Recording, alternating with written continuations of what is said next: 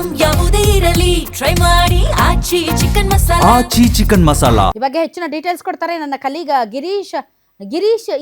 ಇದು ಎಷ್ಟು ಉದ್ದದ ರಸ್ತೆ ಇದು? ಈ ರಸ್ತೆ ಬಗ್ಗೆ ಒಂದ್ ಸ್ವಲ್ಪ ಕೊಡಿ, ಮಾಹಿತಿ ಕೊಡಿ. ಯಾರು ಮಾಡ್ತಾ ಇದ್ರಂತೆ ಅದನ್ನ? ದುರಸ್ತಿ ಯಾರು ಮಾಡ್ತಾ ಇದ್ರಂತೆ? ಅದು ರಸ್ತೆ ತರನ ಇದೆ? ಅದು ಹಳ್ಳಿನ? ಅದು ರಾಧಾ ಮೇಡಮ್, ಈ ಒಂದು ಘಟನೆ ನಡೆದಿರೋದು ನಿನ್ನೆ ಮಧ್ಯಾಹ್ನ ಸುಮಾರು 3 ಗಂಟೆ ಹೊತ್ತಿಗೆ.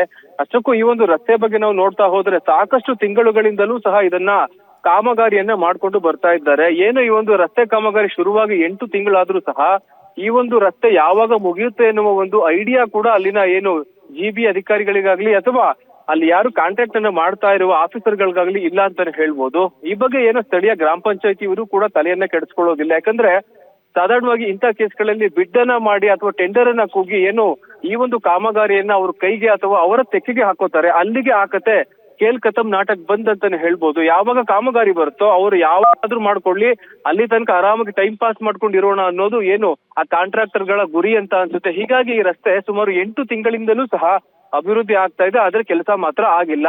ನೀವು ನೋಡ್ತಾ ಹೋಗ್ಬೋದು, ಆ ರಸ್ತೆಯ ಇಕ್ಕೆಲೆಗಳಲ್ಲಿ ಸಾಕಷ್ಟು ಜಲ್ಲಿ ಕಲ್ಲಿನ ರಾಶಿಗಳು ಬೀಳ್ತಾ ಇದೆ. 2 ಚಕ್ರದ ವಾಹನಗಳು ಹೋಗೋದೇ ತುಂಬಾ ಕಷ್ಟ. ಅಂತದ್ರಲ್ಲಿ ಗುಂಡಿಗಳು ಬೇರೆ ಅಕ್ಕಪಕ್ಕದಲ್ಲಿದೆ. ಹೀಗಾಗಿ ಈ ಒಂದು ರಸ್ತೆ ಇರೋದು ಕೇವಲ 60 ರಿಂದ 50 ಫೀಟ್, 50 ರಿಂದ 60 ಫೀಟ್ ಅಗಲ, ಅಥವಾ ಮಧ್ಯೆ ಹೋಗ್ತಾ ಹೋಗ್ತಾ ಇನ್ನೂ ಕೂಡ ಇದು ಡಿಕ್ರೀಸ್ ಆಗ್ತಾ ಹೋಗುತ್ತೆ. ಹೀಗಾಗಿ ಅಲ್ಲಿ 2 ವೀಲರ್ಗಳಾಗ್ಲಿ ಅಥವಾ ಕಾರ್ಗಳು ಹೋಗೋದು ತುಂಬಾ ಕಷ್ಟ. ಅದರಲ್ಲೂ ಈ ಒಂದು ರಸ್ತೆಯಲ್ಲಿ ಏನು ಹೋಗೋದಕ್ಕೆ ಬರೋದಕ್ಕಿಂತ ಸಪರೇಟ್ ದಾರಿ ಏನಿಲ್ಲ, ಎಲ್ಲದೂ ಕೂಡ ಜನರಲ್ ಆಗಿ ಒಂದೇ ಒನ್ ವೇ ಅಂತಾನೆ ಹೇಳ್ಬೋದು. ಹೀಗಾಗಿ ವಾಹನಗಳು ಹೋಗೋಕೆ ತುಂಬಾ ಇಕ್ಕಟ್ಟಾದಂತಹ ರಸ್ತೆ ಆಗಿರೋದ್ರಿಂದ ಈ ರೀತಿ ಅಪಘಾತಗಳು ಆಗ್ತಾ ಇದೆ.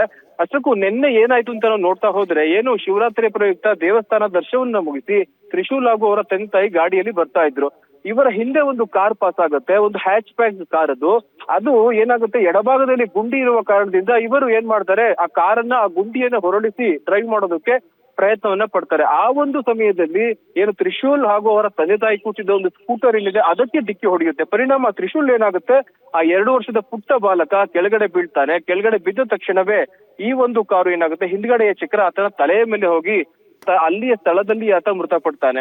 ಈ ಒಂದು ಘಟನೆ ಏನಿದೆ, ಏನು ನಾವು ಮೊನ್ನೆ ಸುಮಾರು 3 ದಿವಸಗಳ ಹಿಂದೆ ಹೆಣ್ಣೂರು ಸಂಚಾರಿ ಪೊಲೀಸ್ ಠಾಣಾ ವ್ಯಾಪ್ತಿಯ ತಣಿಸಂದ್ರ ಬಳಿ ಏನು ಒಂದು ಸ್ಕೂಲ್ ಬಸ್ ಡಿಕ್ಕಿ ಹೊಡೆದು 2 ಮಕ್ಕಳು ಅಸುನೀಗಿದ್ವು. ಆ ಘಟನೆ ಮಾಸುವ ಮುಂಚೆ ಈ ಒಂದು ಘಟನೆ ನಡೆದು ಹೋಗಿದೆ. ನಿಜವಾಗಿಯೂ ಇದು ಮನ ಕಲಕುವ ಘಟನೆ ಅಂತ ಹೇಳಿದ್ರೆ ತಪ್ಪಾಗ್ಲಿಕ್ಕಿಲ್ಲ ರಾಧಾ ಮೇಡಮ್. ಅಲ್ಲ ಗಿರೀಶ್, ಇದು ನಿಜಕ್ಕೂ ಕೂಡ ರೋಡ್ ಸರಿ ಇಲ್ಲ ಅಂತ ಆಗಿರೋ ಘಟನೆನಾ ಅಥವಾ ಕಾರು ಚಾಲಕನ ಬೇಜವಾಬ್ದಾರಿನಾ? ಹೆಂಗಿದೆ ಇದ್ರಲ್ಲಿ ನೋಡ್ತಾ ಹೋಗೋದಾದ್ರೆ ಪಾರ್ಶಿಯಲಿ ಕಾರು ಚಾಲಕನ ಬೇಜವಾಬ್ದಾರಿ ತನವೂ ಇದೆ. ಆದ್ರೆ ಅತಿ ಪ್ರಮುಖವಾಗಿ ಅಲ್ಲಿನ ಏನು ತ್ರಿಶೂಲ್ ಕುಟುಂಬಸ್ಥರು ಹೇಳುವ ಪ್ರಕಾರ ರಸ್ತೆ ಕಾಮಗಾರಿ ಸರಿಯಾಗಿ ಆಗಿಲ್ಲ. ನಾವು ಕಾರು ಚಾಲಕನನ್ನು ಸಹ ವಿಚಾರಿಸಿದ್ವಿ. ಆತ ಹೇಳಿದ್ದು ರಸ್ತೆಯಲ್ಲಿ ಗುಂಡಿದೆ, ಹೀಗಾಗಿ ನಾನು ಸಹ ಮೂವ್ ಮಾಡಿದೆ. ಅವರು ಸಹ ಅದೇ ಸಮಯಕ್ಕೆ ಗಾಡಿಯನ್ನ ಇನ್ಕ್ರೀಸ್ ಮಾಡ್ತಾ ಹೋದ್ರು, ಸ್ಪೀಡ್ ಅನ್ನ ಇನ್ಕ್ರೀಸ್ ಮಾಡ್ತಾ ಹೋದ್ರು. ಈ ಸಂದರ್ಭದಲ್ಲಿ ಡಿಕ್ಕಿ ಆಯ್ತು ಬಿಟ್ರೆ ನಾನು ವಾಂಟೆಡ್ಲಿ ಅಂತ ಮಾಡಿದ್ದಲ್ಲ ಅನ್ನೋದು ಕಾರು ಚಾಲಕನ ವಾದ. ಅಲ್ಲ, ರಸ್ತೆ ನೋಡಿದ್ರೆ ಗೊತ್ತಾಗುತ್ತೆ ಯಾವ ಲೆವೆಲ್ಗೆ ತುಂಬಾ ಚೆನ್ನಾಗಿದೆ ರಸ್ತೆ ಅಂತ. ಆ ರಸ್ತೆಗಳಿಗೆ ಇನ್ನು ಎಷ್ಟು ಬಲಿ ಬೇಕೋ ಏನು ಕಥೆನೋ? ಯಾರಾದ್ರೂ ಬಂದಿದಾರಂತ ಇಲ್ಲಿಯವರೆಗೆ? ಏನಾದ್ರೂ ಮಾತಾಡಿದಾರಂತ? ಯಾರು ಹೊಣೆ ಹೊತ್ಕೊಳ್ತಾರೆ ಇಂಥ ವಿಚಾರಗಳಲ್ಲಿ? ಆ ರಸ್ತೆ ನೋಡಿ, ಆ ರಸ್ತೆ ಓಡಾಡಕ್ಕಾಗತ್ತಾ? ಅದು 2 ವೇಯಲ್ಲೂ ಓಡಾಡ್ತಾ ಇದ್ದಾರೆ. ರಜಾಜಿ, ಇದು ಏನಾಗಿದೆ ಅಂತ ನಾವು ನೋಡ್ತಾ ಹೋದ್ರೆ ಸಿಟಿ ಲಿಮಿಟ್ಸ್ ಅಲ್ಲೇ ನೀವು ನೋಡ್ಬೋದು, ಅಕ್ಕ ಪಕ್ಕದಲ್ಲಿ ಪೈಪ್ ಲೈನ್ ಹಾಕೋಕಿರ್ಬೋದು, ಕೇಬಲ್ ಗಳನ್ನ ಹಾಕೋಕಿರ್ಬೋದು. GBA ಏನು ಕಾಂಟ್ರಾಕ್ಟ್ ಅನ್ನ ಕೊಡ್ತಾರೆ, ಅವ್ರಿಗೆ ಯಾರು ಹಗ್ಗ ಮೂಗ್ದಾರ ಹಾಕೋರೆ ಯಾರು ಇಲ್ವೇನೋ ಅನ್ನೋ ಒಂದು ಕ್ವಶನ್ ಇಲ್ಲಿ ಮೂಡುತ್ತೆ. ಯಾಕಂದ್ರೆ ಹೆಂಗ ಬೇಕೋ ಗುಂಡಿ ತೋಡ್ತಾರೆ. ಅಲ್ಲಿ ಏನೊಂದು ಸೇಫ್ಟಿ ಪ್ರಿಕಾಷನ್ ಆಗ್ಲಿ ಅಥವಾ ಸೈನ್ ಬೋರ್ಡ್ ಆಗ್ಲಿ ಏನೂ ಇರೋಲ್ಲ. ಸಿಟಿ ಲಿಮಿಟ್ಸ್ ಅಲ್ಲೇ ಈ ಒಂದು ಕೆಲಸ ಮಾಡ್ತಾರೆ. ಅಂತದ್ರಲ್ಲಿ ಇದು ಹಳ್ಳಿ ಲಿಮಿಟ್ಸ್ ಅಂದ್ರೆ ಸುಮಾರು ಕೇರ್ಪುರಂ ಇಂದ ನೀವು 8 ರಿಂದ 10 ಕಿಲೋಮೀಟರ್ ಮೇಡಳ್ಳಿ ಬ್ರಿಡ್ಜ್ ಅಂತ ಬರುತ್ತೆ. ಅಲ್ಲಿಂದ ಲೆಫ್ಟ್ ಸೈಡ್ ನಾವು ತಗೊಂಡ್ರೆ ಚಿತ್ತಗನೂರು ಅಂತ ಅಲ್ಲಿಗೆ ಹೋಗುತ್ತೆ. ಅಲ್ಲಿ ಈ ಒಂದು ಕೆಲಸ ಆಗಿರೋದು. ಅಲ್ಲಿ ಮೇನ್ ರೋಡ್ ಅಕ್ಕಪಕ್ಕದ ಸರ್ವಿಸ್ ರಸ್ತೆಗಳೇ ನಮಗೆ ನೋಡ್ಲಿಕ್ಕಂತೂ ಆಗೋದೇ ಇಲ್ಲ ನಮ್ಮ ಕಣ್ಣಲ್ಲಿ, ಅಷ್ಟು ಕೆಟ್ಟ ಸ್ಥಿತಿಯಲ್ಲಿ ಇದೆ. ಅಲ್ಲಿನ ಸ್ಥಳೀಯ ಶಾಸಕರಾಗಲಿ ಅಥವಾ ಏನು ಹೊಸದಾಗಿ ಫಾರ್ಮ್ ಆಗಿರುವ GB ಅಧಿಕಾರಿಗಳು ಏನ್ ಮಾಡ್ತಾ ಇದ್ದಾರೆ ಅನ್ನೋದು ನಿಜವಾಗಿಯೂ ನಾವು ಊಹಿಸ್ಕೊಳ್ಳೋಕು ಕೂಡ ಸಾಧ್ಯ ಇಲ್ಲ. ಗಿರೀಶ್, GBA ವ್ಯಾಪ್ತಿ ಒಳಗೆ ಬರುತ್ತಾ ಇದು?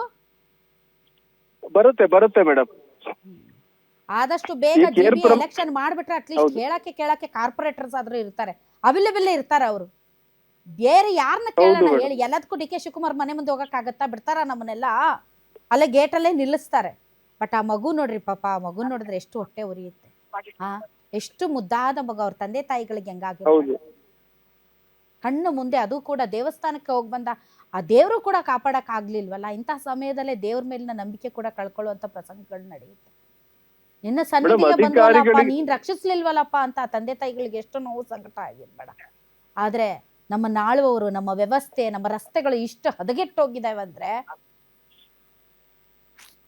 ಈ ಸಾರ್ವಜನಿಕರು ಯಾವ ರೀತಿ ಕೇಳ್ಬೇಕು ಅನ್ನೋದೇ ಗೊತ್ತಾಗ್ತಾ ಇಲ್ಲ. ಯಾಕಂದ್ರೆ ಒಂದು ಪಕ್ಷದಲ್ಲಿ ನೋಡಿ ಇವ್ರಿಗೇನ್ ಕೇಳಿದ್ರು ಕೂಡ ಅದು ವೇಸ್ಟ್. ಅದಷ್ಟೇ. ಈ ವ್ಯವಸ್ಥೆಯಲ್ಲಿ ಅಕೌಂಟಬಿಲಿಟಿ ಇಲ್ಲ.